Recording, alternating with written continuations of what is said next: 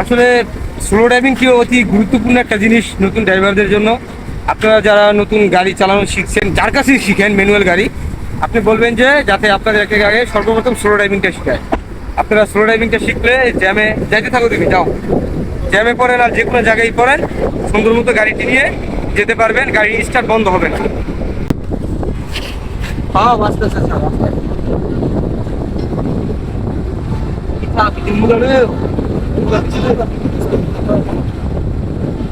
তুমি একটা জিনিস খেয়াল করো, তোমার পাওয়া নেই পাড়া আছে না, তোমার পাড়া আছে, তোমার যদি ডাক্তাইতেছে, তোমার মনে এটা এটা পাড়া আছে, ডাক্তাইতেছে না, ডাক্তাইতেছে না, তুমি এমনি এমনি এমনি এমনি খারাপ এমনি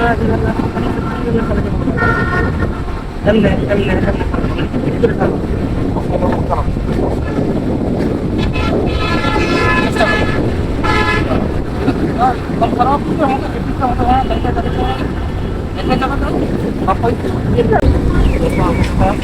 চালাও চালাও চালাও চালাও চালাও, আবার ক্লাস গুড, আবার কিছু যাও যাও যাও, হ্যাঁ গুড। এই যে ক্লাস করো, ব্রেক, হ্যাঁ আগে তো ভালোই আছে না, তাই যাও। স্টারিংটা হালকা বামের দিকে কাটিয়ে নেবে, গাড়িটা একটু তেরা হয়ে গেছে, চাই দাও, তুমি আমার দিকে চাই দাও, আমি সোজা আছি, তাহলে আমি তোমার তেরা আছি না, স্টারিং বাম দিকে কেটে রাখো, বাম হাতের দিকে, বাম হাত কোন দিকে তোমার, হ্যাঁ গুড, হয়েছে হয়েছে হয়েছে, যাও যাও যাও যাও, গুড।